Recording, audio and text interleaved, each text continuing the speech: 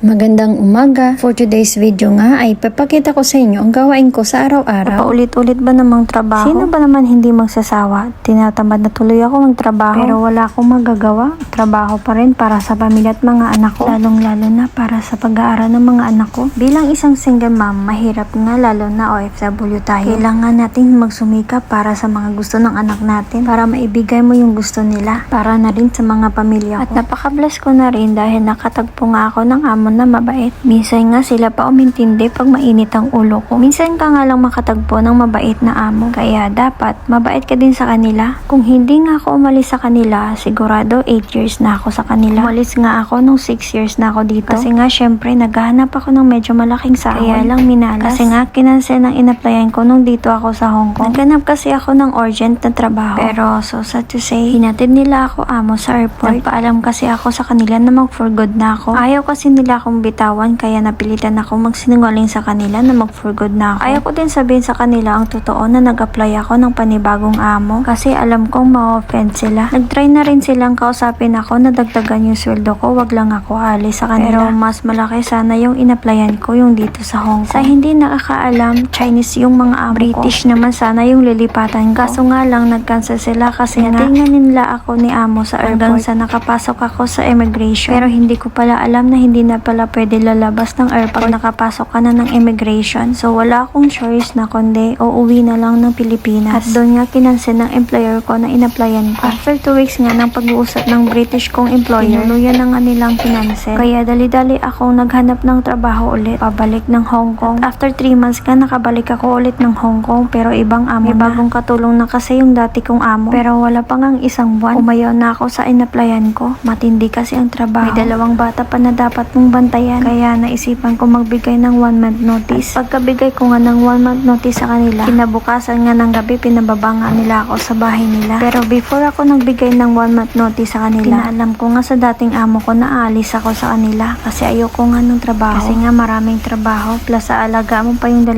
bata. Agad-agad naman nilang terminate yung katulong na in-applyan nila. At after 3 days nga, nagkita nga kami ulit sa agency at nagpirma na rin ako ng kontrata. Masayang-masaya nga sila kasi babalik ako sa kanila. Terminate kanila yung in-applyan nilang katulong kasi nga daw lumalabas paggabi na hindi nagpapaalam. At ayaw nga nila doon kasi nga sobrang demanding daw yung katulong na i-hire nila. At sinabi nga din nila ni amo na wala daw akong katulong. Mahirap daw kasi maghanap ng katulong na gaya ko. At walang maraming reklamo. Nakakahiya naman kasi pag magreklamo ka. Wala din akong arte sa pagkain. Kung anong andyan, kinakain ko. May iba kasi na namimili ng mga pagkain. Sa akin naman, okay naman kasi pagkain naman yun. At hindi nga daw ako mahirap intindihin. Kasi kung ano yung accent ng pag-English nila, ganun din ako. Nagagaya ko din daw kasi yung accent nila. At sobrang honest ko din daw. At talong-lalo na mahal ko yung anak nila. 10 days before kasi at pinanganak yung alaga ko. At after nun, ako na nag-alaga sa anak nila. Ako na rin nagbuyat, magtimpla ng gatas niya, magpatulog sa kanya. Lahat-lahat nga gawain ng isang ina ginawa ko. Hindi rin kasi mahirap alagaan yung alaga ko. At nung nabalitaan nga niyang babalik ako, sobrang saya niya. Sobrang selos na selos rin yung mga anak ko. Kasi mas naalagaan ko siya kaysa sa kanila. Mahirap mang isipin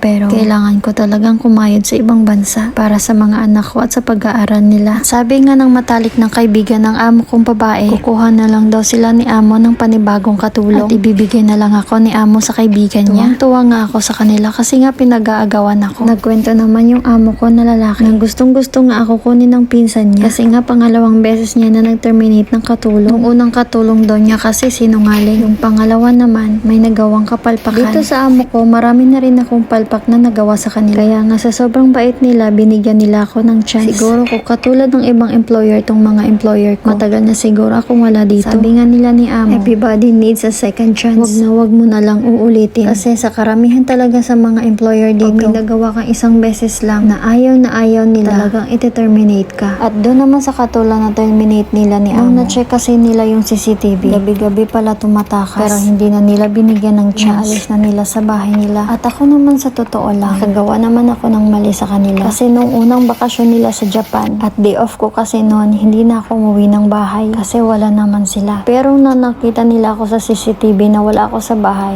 umuwi ako agad. Tapos mga ilang araw, umuwi na sila ni amo dito sa Hong Kong. Nausap naman nila ako na hindi ko na daw uulitin. Kaya hindi ko na inulit. May nabasag na rin akong mga gamit nilang sobrang mahal. Simula noon, nag-iingat na talaga ako. At maingat na rin ako sa mga gamit nila, lalo na sa mga mamahalin. Ayaw na ayaw ko talaga nga abusuhin yung kabaitan nila ni amo kasi sobrang bait talaga nila. Minsan naman, pag mainit naman ang ulo ko, sila pa ngayon nag-a-adjust. At sa pagkain naman, nakakain ko naman lahat ng gusto ko. Kung anong kinakain nila, kinakain ko na rin. Kaya tayong mga OFW dito sa Hong Kong, makatagpo ka talaga ng among sobrang mabait, wag mo talaga silang aabusuhin. Kasi naniniwala ako sa kakayahan ng mga taong mababait. At naniniwala din ako na pag inaabuso ang taong mabait, sa bandang huli, ikaw yung kawawa. At lahat-lahat ng mga ginagawa natin sa kanila, mabuti man o hindi mabuti, babalik at babalik yan sa atin. Kaya kung mabait sila sa'yo, maging mabait ka din sa kanila. Kaya saludong saludo ako sa mga OFW. And that's all for today's video. Bye!